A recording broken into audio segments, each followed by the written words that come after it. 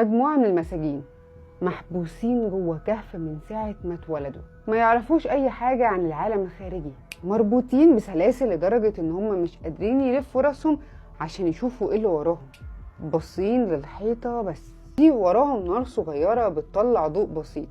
أحيانا بيعدي الناس جنب النار دي معاهم حيوانات أو شايلين حاجات، فبيبان ظلهم على الحيطة. المساجين بتقعد تسمي وتصنف الحاجات اللي هم شايفينها دي، فاكرين ان هم شايفين حاجات حقيقية وان هو ده العالم. فجأة واحد من المساجين اتفكت السلاسل اللي هو مربوط بيها وخرج بره الكهف لأول مرة.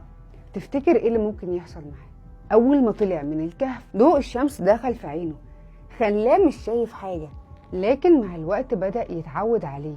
شاف الشجر والحيوانات، شاف بشر تانيين غيره، عرف ان دي الحاجات الحقيقية مش الظل اللي كان بيشوفه على الحيطة وهو جوه الكهف.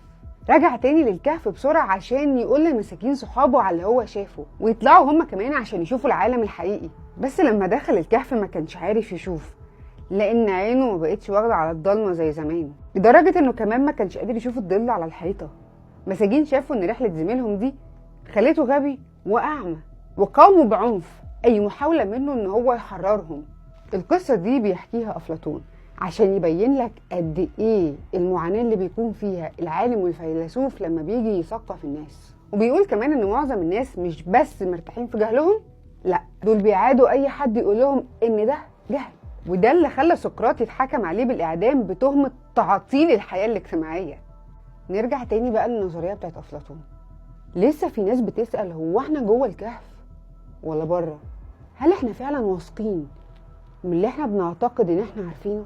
هل فعلا في يوم من الايام ممكن بصيص الضوء يعمل فجوة في افتراضات اساسية؟ هل هتحرر نفسك وتجري بره الكهف، ولا هتفضل في اوهامك المريحة؟ هتختار الحقيقة ولا اللي انت متعود عليه؟ النور ولا الظل؟ اختيارات صعبة، بس خليني اقولك انت مش لوحدك.